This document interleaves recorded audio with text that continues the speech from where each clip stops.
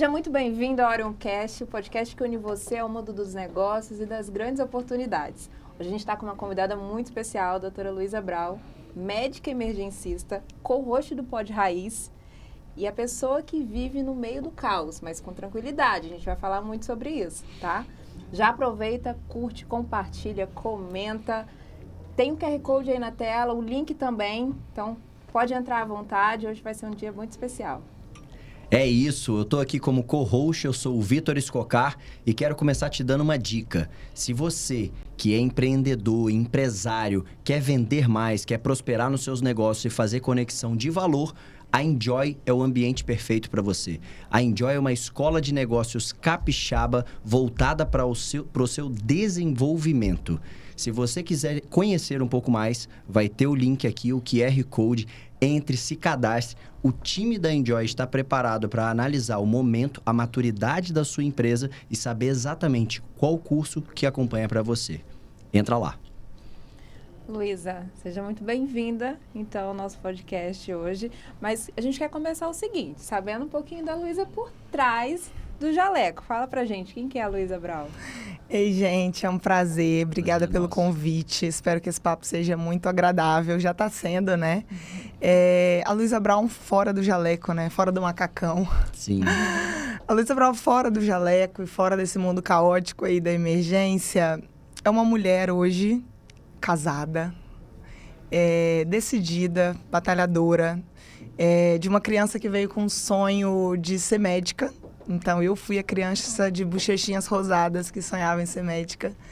E uma pessoa que é muito família. Eu acho que isso é um grande pilar da minha vida, assim. Luísa é família. Viciada em café. Sou anglicana. Faço parte de uma igreja chamada Anglicana. Trindade, inclusive, a única aqui do estado. E é isso. Sou médica nas horas vagas, nas muitas horas vagas. Médica emergencista titulada oficialmente. E é isso. Um pouquinho de mim. Legal. Então, foi desde criança essa vontade de ser médica? Já tinha isso em alguém, família? Como que veio essa vontade em si? Como que você foi trilhando esse caminho para a medicina? Olha, Kétila, uma grande inspiração que eu tive na minha família foi uma tia minha, que era médica. Eu tenho 4 tias que são mães, assim, né? E essa minha tia, ela era médica de saúde da família, trabalhava no posto de saúde, bem longe do que eu trabalho hoje, mas uma grande referência para mim, como tudo, assim. Foi uma segunda mãe e médica, família, valorizava muito qualidade de vida. E eu perdi essa tia na pandemia de 2020, pouco antes de eu formar. Essa minha tia, ela teve Covid, ficou bem em casa, não precisou ser internada nem nada, mas 30 dias depois a gente viveu um episódio de uma morte súbita, da qual eu nunca havia passado. E mesmo quando a gente se coloca na posição de profissional de saúde, né, a gente entende o que é a morte súbita, a gente sabe que ela é possível, mas a gente nunca acha que vai acontecer com a gente ou dentro da nossa casa, né? E essa foi uma realidade da minha família. Então, eu vivi muito esse processo do luto, entendendo a profissão que eu havia escolhido e também os caminhos que eu ia trilhar a partir dali, assim. A morte da minha tia me ensinou algumas coisas. Eu lembro que uma delas, inclusive, quando a gente estava vivendo esse caos, né, ela teve uma parada cardíaca em casa, tá, gente? E quando a gente viveu isso, eu lembro que eu era a melhor referência dali. Eu não tinha me formado ainda, mas estava no internato, prestes a formar. E a minha família toda num sítio de família mesmo, a gente brindando os sobreviventes do Covid. E aí me perguntaram nesse dia, Luísa, o que eu faço? Eu ligo pro SAMU? Qual é o número do SAMU? E eu lembro nesse dia que eu não lembrava o número do SAMU. Na verdade, eu não sabia o número do SAMU. Então, hoje estou do outro lado. Hoje eu sou o SAMU e eu atendo as pessoas que passaram pelo que eu passei, assim. Então, é uma história que eu já mastiguei e já digeri muitas vezes, então fico mais confortável de conversar sobre ela. Mas me ensinou muito, acho que foi uma grande chave ali na minha vida profissional. Certamente não é fácil falar sobre isso, né? Mas até como questão de utilidade pública, né? Qual que hoje é o número do SAMU? Quais seriam os 3 principais números, assim, que não pode ninguém esquecer nem confundir? Olha, gente, 192. Não esqueçam desse número. SAMU é 192. A gente tem outros serviços, né, de suporte, que é o serviço de bombeiros, o COBOM, que é 193, e também o serviço da Polícia Militar 190. Então, acho que seriam esses 3 números que, se a gente tiver ali nos contatinhos de emergência, né? Quando a gente pega o celular, são os números que a gente geralmente utiliza. E o SAMU é um deles, assim. Não queiram precisar, mas se precisarem, saibam usar. E o SAMU, qual é a extensão do atendimento dele? Eu estou em casa, vi um acidente na rua, eu ligo para ele, ou é em casa? Como é que funciona esse atendimento do SAMU hoje? Até onde vai? Então, o SAMU, ele é um serviço pré-hospitalar. Ele é um braço fortíssimo de urgência e emergência aqui no estado, mas é um serviço nacional. E esse atendimento pré-hospitalar, ele é o atendimento de domicílio, de rua, mas também dos PAs, são as principais portas de entrada do hospital. Então, assim, quando acionar o SAMU, né? Eu já fiz uma aula sobre isso, de quando acionar o SAMU. E eu acho que vale a pena a gente citar aqui, para que fique como informação mesmo, para que, se um dia as pessoas precisem, saibam acionar para a pessoa certa, para o recurso certo, e utilizem bem o serviço, né? Porque a gente não vê isso tanto como uma realidade. Mas, assim, o SAMU atua muito nos traumas, e sim, acidentes de carro, acidentes de moto, traumas de causa externa mesmo, como queimaduras, o afogamento, principalmente também infarto, então aquele paciente com dor torácica, sinais de AVC, e a gente é um grande serviço de tempo-resposta. Eu falo que, independente de você ter plano de saúde ou não, talvez o SAMU seja o melhor tempo-resposta que você encontre quando tiver algum desses acometimentos aí.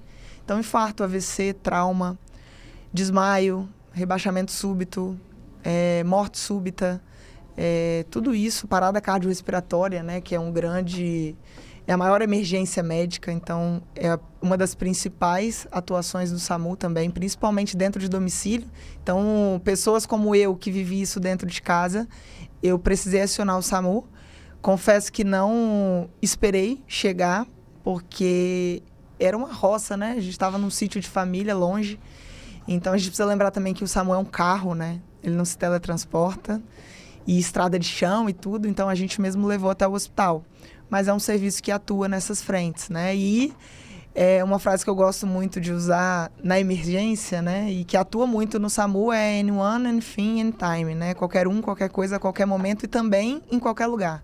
Legal. Então, o SAMU vai atuar nisso. Ele vai atuar com crianças, com adultos, com gestantes, com idosos e com qualquer acometimento. Importante também são as orientações, né, que dá na ligação. Então, até que o SAMU chegue lá, como você falou, é um carro, não vai, né, teletransportar até lá, vão estar em contato, vão estar ajudando nesses primeiros cuidados, nesses primeiros momentos, né? Acho que faz muita diferença para salvar uma vida também, quando chega lá, né?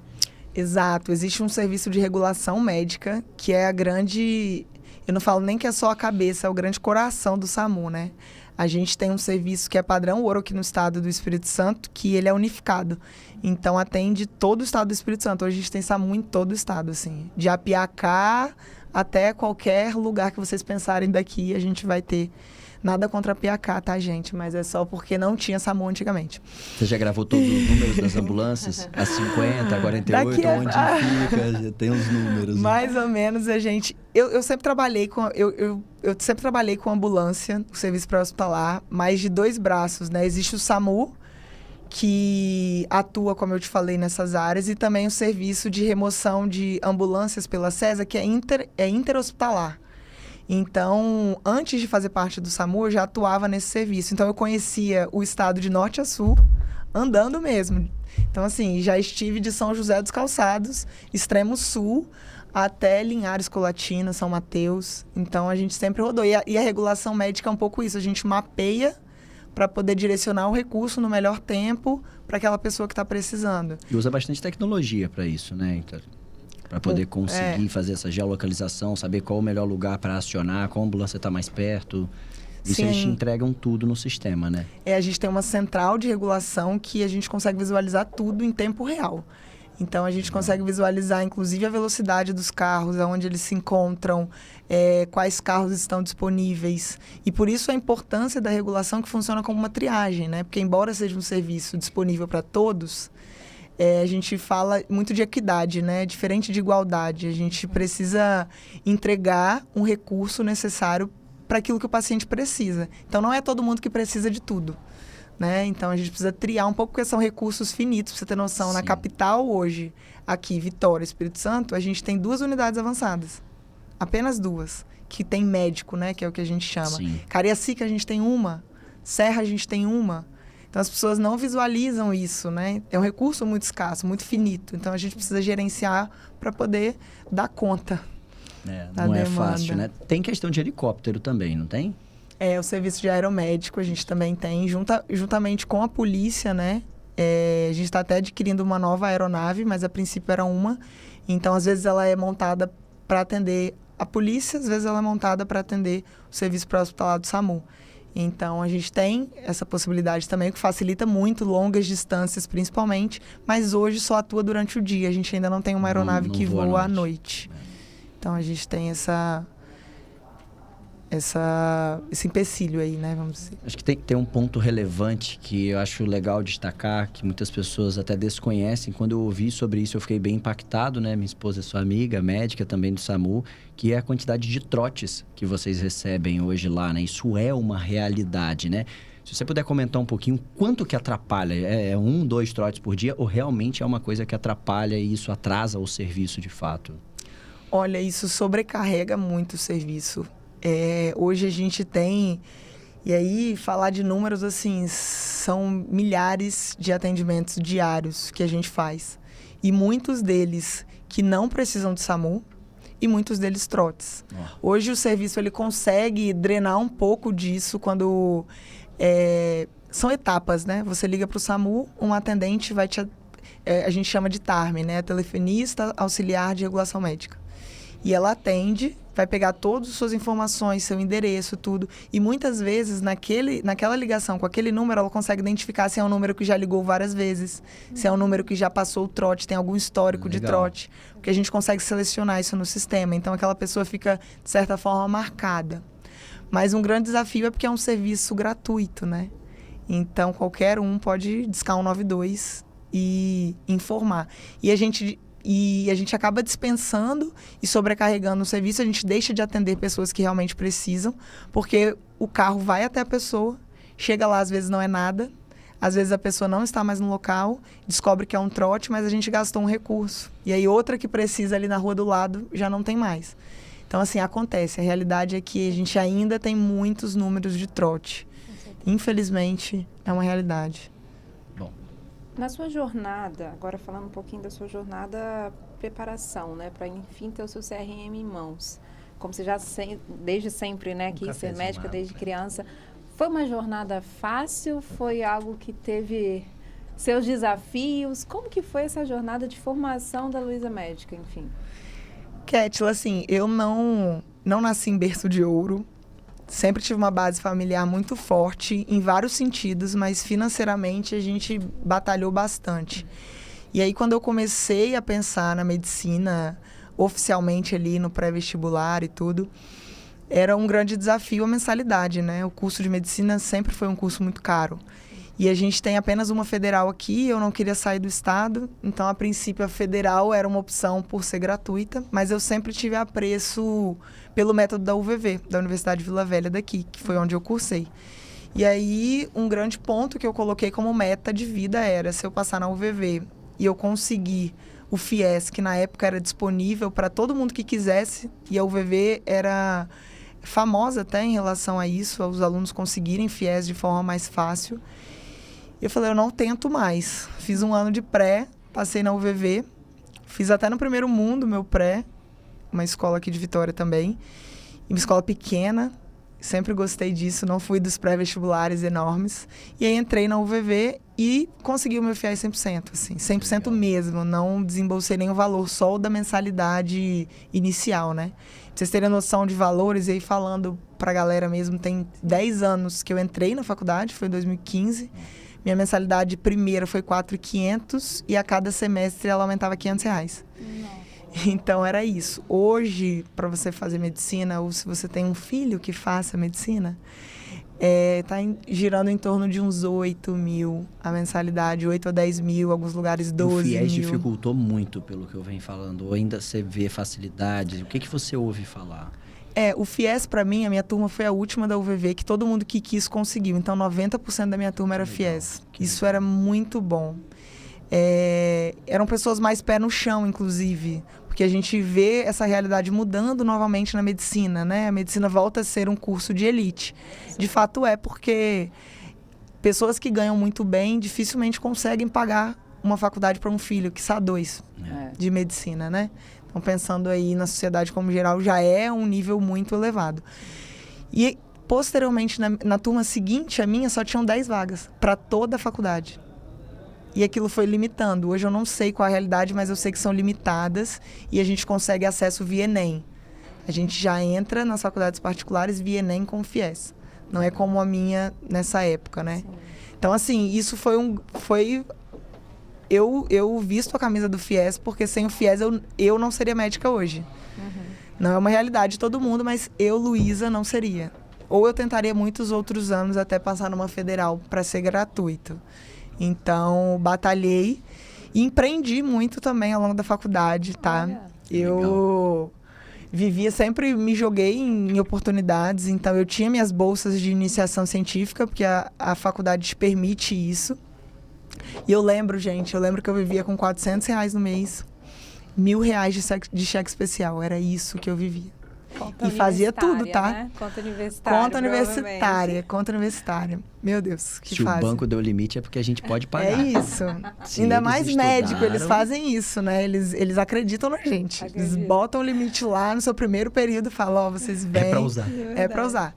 E aí vivia com isso e empreendia muito, assim. Eu fiz uma sociedade com a minha melhor amiga hoje, né? E a gente se conheceu na faculdade. Ela tinha uma tia que era muito rica e peru, ela ainda tem essa tia, né? Ela era peru, rica e viciada em sapatos. Só que ela calçava 40, não era qualquer nível de sapato, assim, né? Para uma mulher, 40. Eu sou grande, mas assim, eu calço 38. Então, assim, não era nem para mim esse sapato. Você bate, Cash? Você é da minha altura. Eu não dava chego pra na tia, tá? 39, então. 39. 39, tá. Isso. Fica a dica, inclusive, Fica a dica, tá? Se tá quiser vendo? dar um Fica a presente, dica. quem quiser. É do meu 39. tamanho, eu imaginei, né? Kétila poderia ter participado dessa época aí, mas eu anunciava. Ela fornecia o produto, que eram esses sapatos, e essa tia era viciada e comprava, assim, um sapato de cada cor. Sapatos de grife, sapatos de marca, caríssimos, e eu vendia no OLX.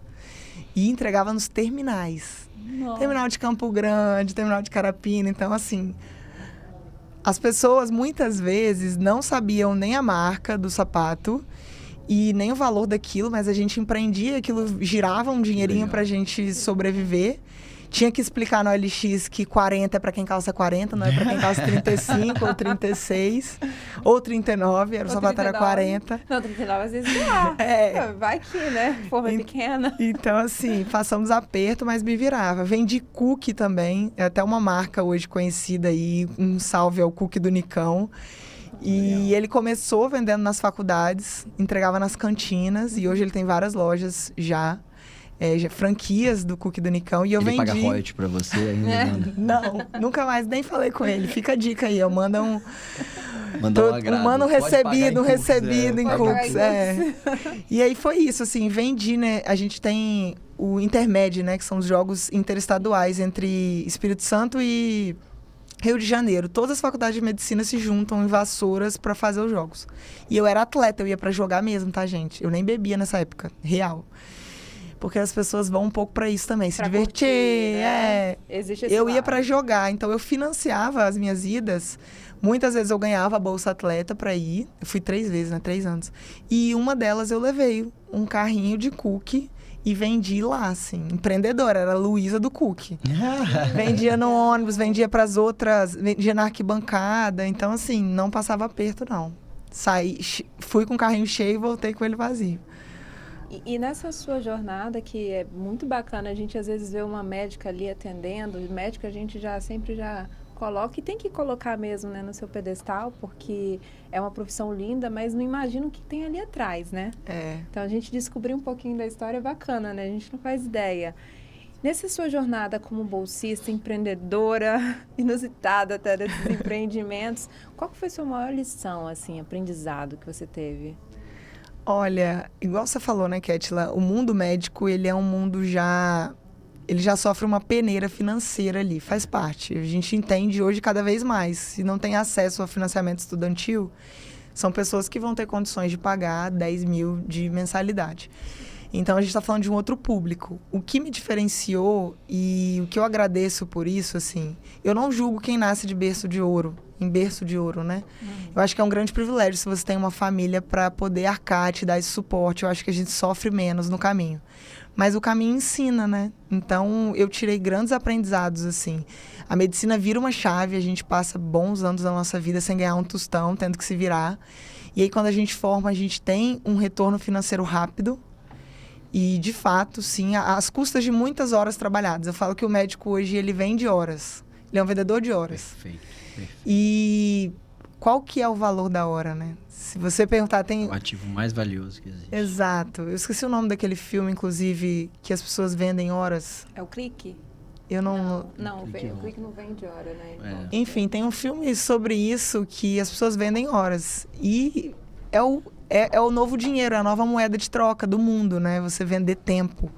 Então, quanto custa, né, esse tempo? E aí, nós médicos, quando a gente se coloca para vender horas, a gente tem disponibilidade de trabalho, então a gente consegue usar um dia de 24 horas e trabalhar nessas 24.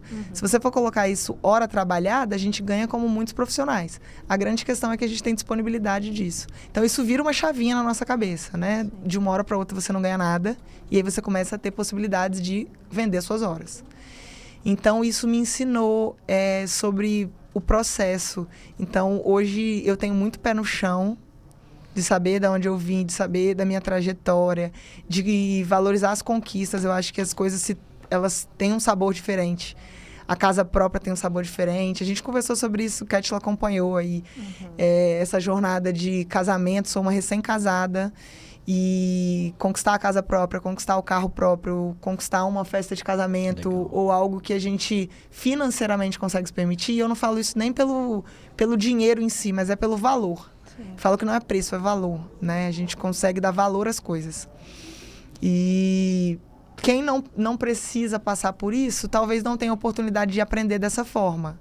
Então, a gente estava até conversando sobre filhos aqui, né?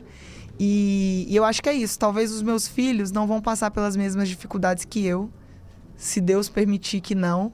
E eu não sou essa mãe que veste essa camisa de tive que vender sapato na LX para pessoa que calça 35 é tamanho 40. Não é isso. Mas eu acho que a gente pode ensinar de outras formas, se a gente tem condições melhores para proporcionar ao filho, né? E que ele saiba aproveitar isso. Então, acho que o meu caminho me trouxe grandes aprendizados nesse sentido, assim, de valorização mesmo das conquistas. Nosso time aqui soprou aqui, O Preço do Amanhã, o nome do filme. O Preço do Amanhã. Vender a hora. Você foi falando, foi trazendo muita história e lembrança boa aqui para mim. Eu tive a oportunidade de muito cedo começar a trabalhar. Aos 13 anos eu já trabalhava na loja do meu avô, por intermédio da minha mãe. E esse ponto que você falou sobre nascer em berço de ouro, ela me ensinou algo muito cedo que eu carrego até hoje e que eu quero passar para minha filha, que foi a maior lição.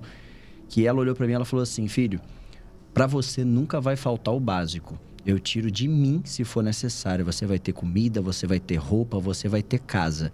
Tudo que você quiser a mais, você precisa aprender a trabalhar para conquistar com o seu dinheiro. Então, quando a gente é jovem, aquela fase de adolescência, querendo usar roupa de marca e coisas de marca, e eu lembro que tinha um boné da Osklen que eu queria, a Osklen estava em alta, hoje eu não sei nem mais como tá, perdão aí os donos da Osklen, mas na época estava incrível. E ela falou assim: esse você precisa comprar, porque isso não é necessidade, isso é desejo e é luxo. E não tem nada de errado, mas você precisa aprender o valor disso. Então, você vai trabalhar, você vai depois da escola, vai para a loja e eu ganhava R$5 por dia. Então, é legal que desde cedo eu aprendi que não tem nada de errado com sonhar, com desejar coisas materiais, experiências, viagens, desde que você trabalhe para conquistar aquilo. E hoje, acompanhando a Orion, a gente cuida mais de 4.000 apólices. São 4.000 clientes, famílias que a gente atende. E esses clientes são os nossos maiores professores. A gente vira, o que eu estava falando aqui antes de entrar, um colecionador de histórias. E é impressionante quando eu vejo a diferença de um sucessor para um herdeiro. O herdeiro é aquele que recebeu algo que ele não suou, não faz noção de como o pai trabalhou para poder construir. E ele recebe grandes quantias de dinheiro e não dá valor para aquilo. E o sucessor é aquele que participou da criação, aquele que realmente entendeu todo o suor e valoriza a conquista. Então, por isso que nasceu, inclusive, a frase que é completamente mal interpretada, que dinheiro não traz felicidade. Eu acrescentaria que dinheiro a qualquer custo não traz a felicidade. Você precisa entender o valor daquele dinheiro para que, de fato, você dê valor para a conquista, que no final do dia é o que deixa a gente feliz. Então, o que você falou faz muito sentido, porque se a gente não aprender a conquistar, de fato, de mão beijada, não vai ter graça nenhuma, né? Então, Exato. a medicina não é fácil, é muito caro para poder entrar, para se manter e tem que se reinventar. Que bom que você conseguiu ir até o fim, quantos que não conseguiram, que não tiveram essa oportunidade. Mas parabéns pela dedicação, empreendedorismo aí. Não, imagino que não é fácil. Uma médica estudando, vender cookies, vender sapato para poder se manter. Bacana. Muito bom. E você tem uma frase, Luísa, que é muito forte, né? Eu acho que você leva sempre com você, que é plantão tranquilo não é sorte, é técnica. E como que é essa frase que você formou, baseado como nessa sua rotina? Por que é só técnica e não sorte? Explica pra gente. Olha, essa frase, ela é herdada do meu chefe. Um salve aí para Leonardo Goltara, chefe da minha residência, né, de medicina de emergência. A medicina de emergência é uma especialidade, tá, gente? São 3 anos de residência médica, então a gente passa por esse processo. E aí essa frase sempre norteou a medicina de emergência para mim, que plantão tranquilo não é sorte, é técnica. E por que disso, né? O fato de ser tranquilo não abona o caos que vocês conhecem, no sentido de lotação, no sentido de pacientes para atender, no sentido de gravidade, não é isso. Mas eu acho que a partir do momento em que a gente se prepara para aquilo, né, e a gente adquire técnicas para aquilo, ele se torna mais gerenciável. E eu acho que não só o plantão, acho que tudo na vida, se a gente se prepara. Eu brinco que muitas pessoas olham para os médicos e visualizam super-heróis sem capas, né? Uma frase clichê, mas que faz parte. E esquecem que nós médicos somos seres humanos. Infelizmente, nós não temos superpoderes, né? E aí eu brinco, eu até coloco nas minhas aulas, quando eu falo sobre algo relacionado à medicina de emergência, que o médico emergencista talvez fosse o Batman de todos os super-heróis. Por quê, né? Por que ser o Batman? Qual que é o superpoder do Batman? Além dele ser rico, né? O principal superpoder aí dele ser rico, ele se prepara. Então, ele é um super-herói com preparo. E eu acho que é isso que a gente busca, assim. Dentro da medicina de emergência, nós estamos preparados para atender qualquer um, qualquer coisa, qualquer momento, em qualquer lugar. Então, se você está preparado, nada vai abalar a tranquilidade do seu plantão. Isso começa a fazer sentido. E isso é tão forte, e o que as pessoas não percebem, a importância, e aí, vendendo peixe mesmo para minha especialidade, é que a gente lida, muitas vezes, com o pior dia de alguém. E talvez, se realmente for uma emergência, seja o pior dia de alguém. Eu já estive nesse pior dia. E eu queria, nesse pior dia, ser atendido por um médico emergencista, por um Batman bem preparado, para lidar com alguém que eu amo, ou para lidar comigo mesmo, né? Hoje eu falo, a gente tem as nossas listas negras, né, dentro da medicina. E as listas no sentido de que, cara, eu gostaria de ser atendido por fulano, gostaria de ser atendido pela Paulinha, no SAMU, entende? Então, assim, estar preparado faz com que a gente tenha tranquilidade para lidar com as situações adversas. E a medicina de emergência é adversa. Então, faz parte disso, assim. E eu acho que é uma grande vantagem. É um grande superpoder. O preparo é um grande superpoder. E nós estamos preparados. Isso é bacana. Você falou aí de herói, tem uma frase também do Homem-Aranha, né? Grandes poderes trazem grandes responsabilidades. Eu acho que o maior desafio do médico é que ele vai de herói a vilão num estalar de dedos. Muitas vezes exatamente pelas famílias estarem esperando ali um milagre. E milagre é só Papai do Céu. Vocês ali são os mensageiros, né? São os que estão operando a mão a pessoa, mas de fato não depende de vocês 100% nisso daí. Tem um trecho do Mário Sérgio Cortella que ele traz um ensinamento para a vida, que ele fala: você está fazendo o possível ou o melhor? E o melhor não é o melhor do mundo, é o seu melhor na condição que você tem, enquanto não tem condições melhores para fazer melhor ainda. E isso é fantástico, porque ele ainda cita isso falando do médico. Você já imaginou você chegar pelo hospital, enfermo, morrendo, e você olhar para cima, chegar para o médico e falar: me salva? O médico falou: vou fazer o possível. Isso não vai te dar um conforto. Agora, se o médico olha para você no olho e fala assim: eu te prometo que eu vou fazer o meu melhor, e aperta uma mão, é completamente diferente. Então, eu acho que o mundo são das pessoas que fazem o melhor, que buscam fazer o seu melhor, e não só o possível. Isso acaba sendo medíocre, né? E você, dentro desse mundo lá, deve colecionar histórias, algumas histórias engraçadas ou outras histórias trágicas, isso obviamente. Mas tem alguma história que mais te marcou nesse período de plantão que você queira compartilhar com a gente, que você acha que faz sentido? Olha, exatamente isso que você falou, assim, eu fiquei até arrepiada, porque faz muito sentido para mim isso, assim. Eu sou conhecida hoje dentro da minha especialidade porque somos poucos, né? Aqui no estado eu acho que são atualmente 14 ou 15 titulados com a especialidade. E aí as pessoas brincam falando: ah, Luísa, eu tenho isso até no meu Instagram, na minha página, como qualidade de vida na emergência, né? E o porquê disso? E não só qualidade de vida na emergência, mas algo que eu trago muito de valores. E aí eu acho que é independente da especialidade. Quando você atende alguém, essa pessoa, a gente usa essa frase, né? Aquela pessoa é o amor de alguém. É um pai, é uma mãe, é um filho. E eu sempre levei isso para minha profissão desde que eu formei, assim. Isso é um valor que eu carrego comigo. E na medicina de emergência, a gente tem um pouco atrelado isso como um médico mais frio, né? Um médico que gosta do caos, que está ali todo dia vendo as pessoas morrerem. E talvez seja aqui que a gente precise ter mais sensibilidade. Então, algo que me marcou muito, no primeiro período da minha residência médica, eu atendi uma paciente num hospital particular, que eu estava rodando. Ela estava dentro da UTI, era uma senhora, inclusive a família dona de parques de diversão. E ela era uma senhora muito carismática, tinha acabado de vencer um câncer e entrou lá por outro motivo. Era um quadro respiratório, não tinha a ver com câncer, já estava curada de um câncer de mama. Mas chegou carequinha lá, enfim, tinha perdido os pelos e tudo, da quimioterapia, né? E entrou por outro motivo. E era aquela paciente que eu tinha um apreço diário, sabe? Aquela paciente do bom dia: oi, dona fulana, tudo bem? Como é que a senhora está hoje? Então, eu acompanhei ela diariamente no meu primeiro período. E aquilo marcou muito para mim, porque ela foi evoluindo com piora desse padrão respiratório. E um belo dia a gente precisou tomar a decisão de intubar essa paciente. Intubação é quando a gente precisa garantir uma via aérea num paciente que já não pode mais respirar sozinho. Perfeito. E é um procedimento que a gente... É como se a gente pegasse um caninho, que é um tubo orotraqueal, passasse pela boca da pessoa e ela vai atingir a traqueia e vai funcionar ali como um pulmão artificial. O ventilador vai fazer esse trabalho. E aí, é um dos procedimentos que o médico emergencista faz todos os dias. E eu estava no meu primeiro estágio ali.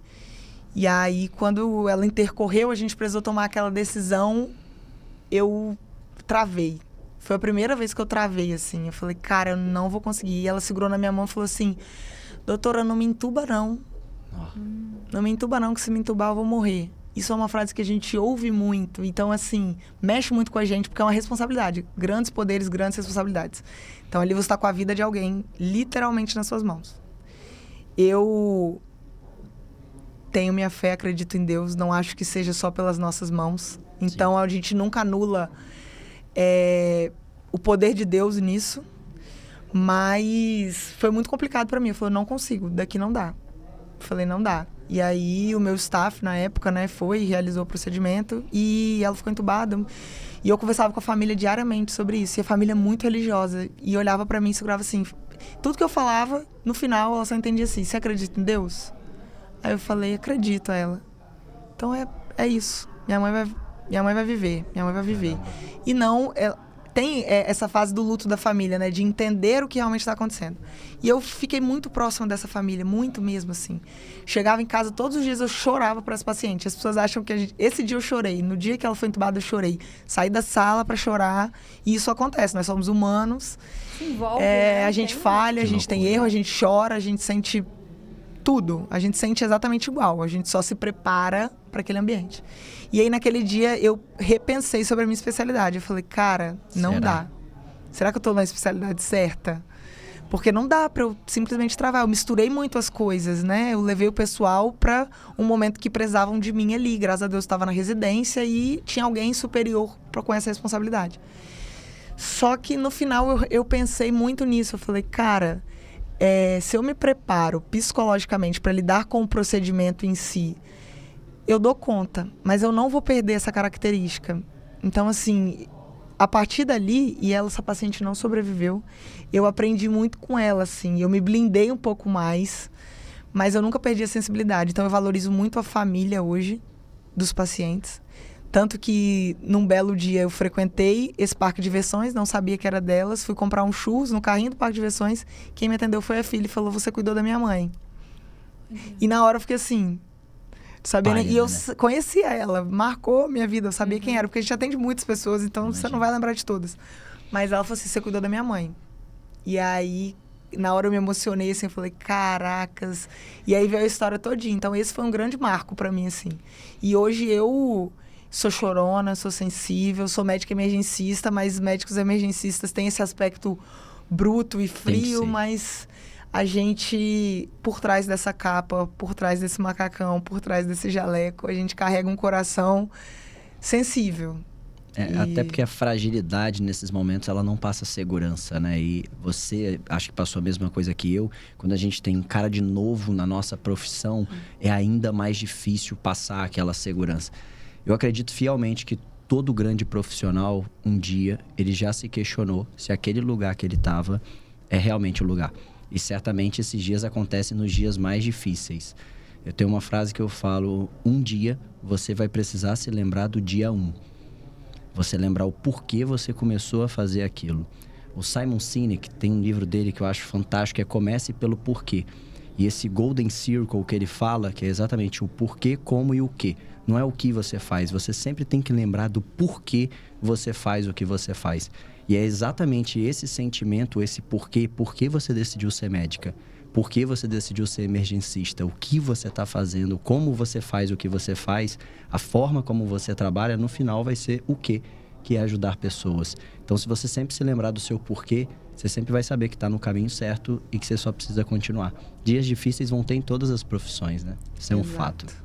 Exatamente. E vai reafirmar mais ainda, né, a escolha, né?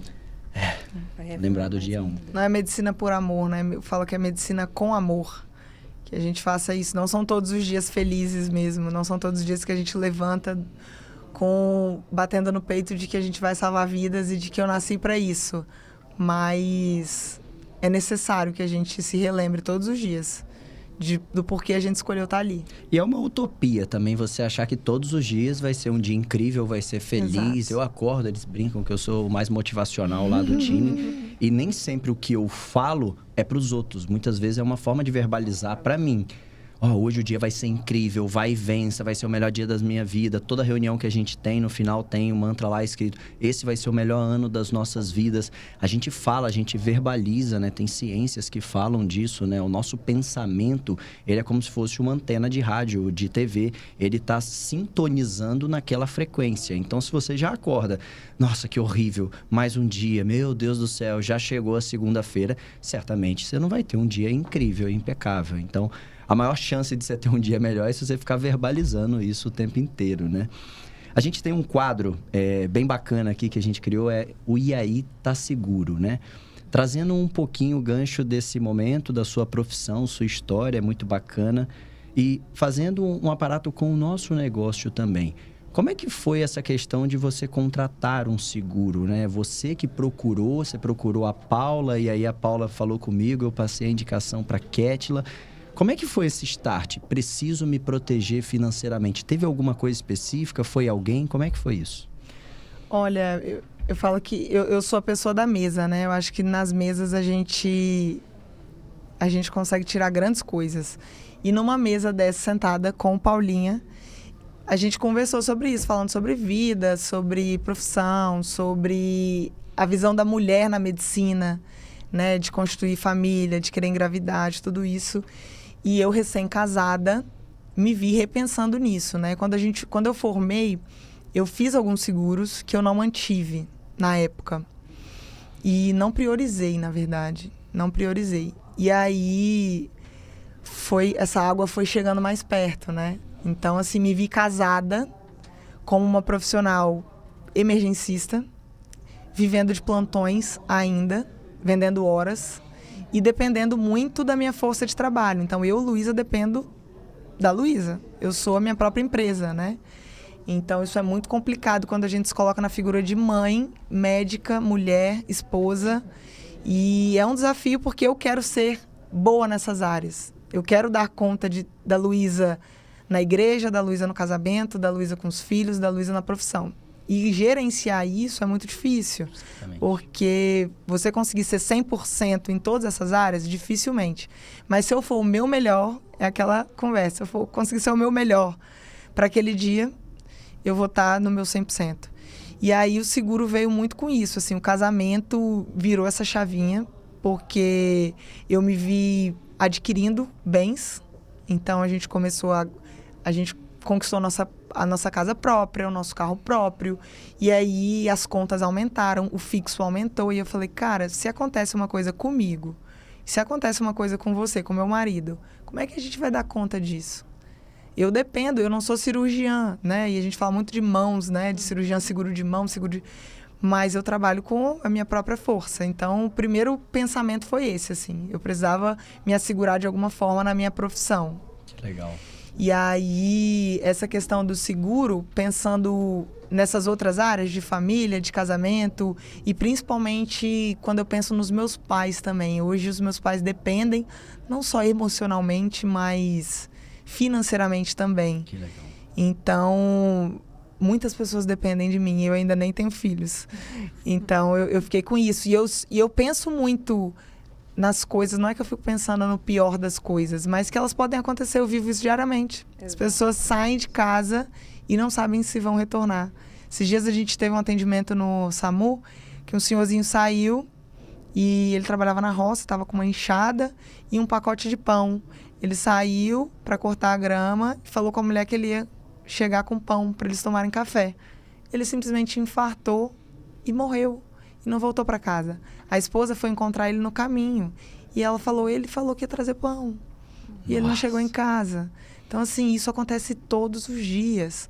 As pessoas morrem de uma hora para outra. Depois, essa grande chave da minha tia me fez repensar muito sobre a vida nesse sentido. Não que a gente vá viver adoidado, porque a gente pode morrer a qualquer momento, mas a gente precisa estar preparado, seguro, porque isso pode acontecer. E eu não falo nem de óbito em si, de uma morte, mas de você se lesar de alguma forma e aquilo comprometer o seu trabalho, comprometer a sua vida, comprometer a sua parte financeira. Então, quando eu tive essa conversa aberta com a Kétila, foi muito interessante para mim, porque os outros contatos que eu tive com seguradoras foram à distância, eram seguradoras de fora. E a Kétila, quando ela falou, cara, eu sou daqui. E aí eu vi no Vitor, que é esposo da Paulinha, alguém conhecido, né? Eu falei, se tudo der errado, eu vou lá no endereço dele, eu bato na porta. Então, assim, alguém palpável. Você tem um caminho de segurança, né? Eu sentia isso, eu precisava de alguém palpável para eu saber o endereço, para eu poder procurar, saber o telefone, poder ligar. E aí, quando eu tive essa conversa com a Kétila, eu realmente conversei da minha vida. Falei, trabalho assim, acabei de casar, ainda tenho dívidas para pagar. Tenho isso, tenho aquilo, mas eu preciso fazer um seguro. Nem que seja algo inicialmente básico, mas que eu tenha essa segurança, literalmente. Traga essa tranquilidade, né? A nossa vida, querendo ou não, ela tem marcos, né? Tem momentos, de fato, de virada de chave, né? E esse era um momento do que a gente conversou. Você falou, você tinha acabado de se casar. Sim. Então, era uma nova etapa da sua vida, né? E para novos projetos. E é normal que venha essa preocupação para esse planejamento. Que bom que a gente pôde unir, né? Teve esse momento da mesa com a Paula, Vitor, e trouxe a gente nesse contato, Porque, por mais que a gente saiba disso que você mencionou aqui, é muito comum que a gente ouve tragédias, coisas tristes Sim. na sua vida, então na sua rotina, isso é comum. Sim. Infelizmente, acaba sendo comum. Só que a gente acha que sempre pode acontecer do lado, né? Sim, até O raio acontecer nunca na vai sua casa, atingir né? É isso. a gente. E o planejamento é isso. É fundamental que tenha um planejamento. Se você pudesse hoje, assim, Luísa, dar um recado, uma dica para todos os médicos. Vamos falar do seu universo principal, né? Para todos os médicos do mundo. E você tivesse certeza que eles fossem te ouvir. Para poder ter um bom planejamento, um planejamento financeiro, um planejamento de proteção, que foi o caso, qual que seria a dica que você daria? Cara, eu acho que aqui entra o Batman de novo, assim. Eu acho que nós médicos precisamos estar mais preparados. Porque não é só dinheiro. Eu acho que a gente tem uma vida a ser planejada e o médico, ele tem muita urgência, né? Como eu te falei, a gente fica na faculdade, no pré-vestibular, muitos anos ali só estudando. Não é só, né? Porque a gente estuda bastante, mas assim, estudando, não tem retorno financeiro. E aí o mal do médico é querer dar conta de tudo isso num curto espaço de tempo. E ele não se planeja. É o momento em que ele se endivida, é o momento em que ele se vê refém do trabalho e aí ele começa a dar plantões para trocar de celular, ele dá plantão para trocar de carro, ele dá plantão para trocar de casa. E aí ele fica refém do trabalho. Então, a gente começa a vender mais horas e aí o médico vai trabalhar 24, 36, 48. Os médicos trabalham muito e eu sou até um pouco zoada em relação a isso, de trabalhar menos, de priorizar final de semana, não trabalho final de semana, evito os plantões noturnos, tudo isso, mas são escolhas. A gente pode escolher. Então a dica que eu daria seria, né, planejem-se. E eu acho que o seguro entra muito forte aqui, não só seguro de vida, mas principalmente para nós o seguro em vida. Ainda mais quando eu penso no jovem médico, que a gente acha ainda ser super-heróis. E nós não somos imbatíveis, porque as coisas ruins acontecem até com as pessoas boas, até com as pessoas jovens. Então, e não basta ser só a morte em si, né? Mas o lesar é muito complicado para o médico, porque a gente precisa muito do tato, a gente precisa estar ali na funcionalidade de corpo. E uma outra dica, além desses seguros, seria seguros judiciais também. Eu acho que, como a gente também já conversou aqui, nós médicos lidamos muito com a expectativa do outro em diversas áreas. Por isso que algumas áreas são mais processadas do que outras. A cirurgia plástica, a ginecologia obstetrícia. Você pensa, eu gero 9 meses uma criança e eu quero que ela seja perfeita, que o meu parto seja perfeito, que dê tudo certo. E se não for, o problema é de quem? Do médico. Ninguém quer saber qual... As notícias correm como o herói vira vilão. A amiga que fez uma anestesia na outra amiga dentro de casa. Mas ninguém consegue olhar o telefone dessa amiga. E aí, consegue fazer só uma receitinha para mim? Faz uma aplicaçãozinha aqui, eu cubro os riscos. Não vai dar nada. No final das contas, quando dá muito ruim. Quando a gente é bom, a gente é muitas vezes esquecido. Agora, quando você comete um erro, aquilo ali pode marcar a sua carreira para sempre. Então, assim, dentro do serviço de emergência, em que a gente tem contato com o paciente grave, com óbito, com tudo, também estamos expostos a isso. Então, eu acho que isso também pode mudar muito a vida se ela tiver num desajuste ali, um processo grande. Então é isso, assim, acho que a dica é planejar-se um pouco melhor para que, se as coisas não derem tão certo assim, que a gente consiga ainda permanecer, sabe? Bom, eu acho que é isso. Legal, parabéns. Você que está nesse momento sendo influente no seu meio, no seu negócio, eu sinto uma dor hoje das faculdades, das escolas de ensino. E quero saber se também isso acontece com vocês. Durante esses 6 anos da faculdade de medicina, vocês têm aula de planejamento financeiro, o que fazer com o dinheiro? Vocês conseguem ter alguém que fale com vocês sobre isso? Não, Vitor, isso eu falo que ninguém ensina, né, pra gente. Então, a gente é jogado no mundo, tendo que lidar com dinheiro. É porque você sai do nada e de repente começa a ganhar 10 mil. É uma realidade muito diferente. Exatamente. Então, se a pessoa acabou de formar agora, se ela não quiser fazer residência nem pós, ela vai começar a ganhar 15, 20 mil reais muito rápido. Trabalhando no final de semana, fazendo tudo, mas ela consegue. E ela olha e fala assim, poxa, tô há 6 anos, na maioria, recebendo bancada, ajudada por outra pessoa, por um familiar, e de repente começa a entrar 15 mil. Enlouquece, né? Não, e a gente... é muito leigo em relação à parte financeira para tudo, assim. Quando você se forma, existem algumas pendências do tipo, eu preciso abrir a minha primeira CNPJ, preciso declarar imposto de renda. Então, assim, é um mundo muito desconhecido, porque nossa carteira é assinada muito tardiamente. As pessoas já estão ali, já sabem o que é isso, e a gente não vive. Então, são etapas que se paralisam naquele período da faculdade e a gente precisa dar conta, e é igual o primeiro plantão, só vai. Então, assim, eu sinto falta, e hoje tem crescido muito esse mercado, né? A gente acompanha no meu Instagram, aparece muito, né? Os médicos investidores, né?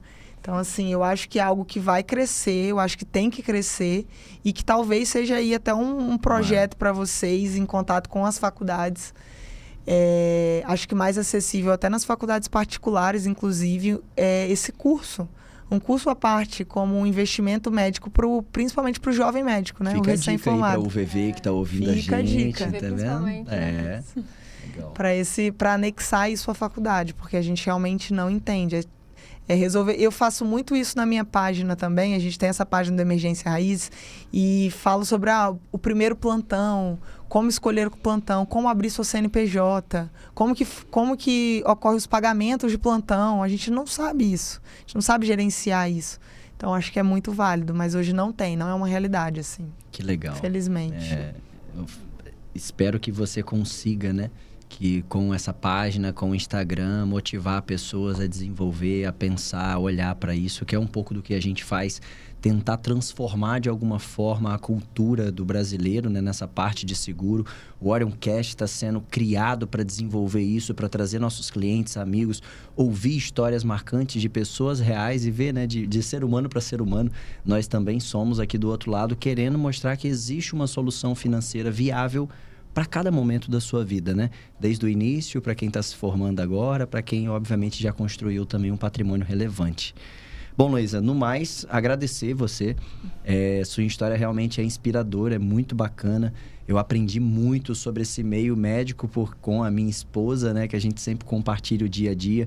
Mas estar aqui com você certamente trouxe muita coisa bacana. Parabéns pela história que você construiu, viu? Parabéns. Lidar, né, com o caos, né, essa tranquilidade que ela fala, com esse sorriso no rosto, com certeza faz a diferença. Por quem é atendido por você, seja a família, né, ou a pessoa que está em alguma situação. Obrigada por compartilhar mesmo com a gente. Foi aprendizado e principalmente pelas suas dicas, né? São dicas valiosas e de se priorizar em todos os momentos, né? Saber se cuidar, seja no modo financeiro, como você iniciou, ter boas pessoas, né, ao seu lado também para fazer isso, mas seja cuidar também da parte de saúde, né, do seu planejamento como vida. Obrigada mesmo, foi um prazer. Eu que agradeço, assim, uma grande oportunidade. Eu já amo podcasts e esse projeto de vocês, eu acho que tem tudo para dar certo, porque traz pessoalidade. Acho que a gente sente falta disso e foi isso que me trouxe até vocês. Foi a pessoalidade, esse contato mesmo, tete a tete ali, de ser humano para ser humano. E foi muito bom. Que bom. Bom que você curtiu. E pegar até um gancho da sua fala, que foi falar sobre mesas, né? Eu acho que essa reflexão tem que ficar para você que está em casa. Quais são as mesas que você tem sentado? Qual tem sido a sua tribo?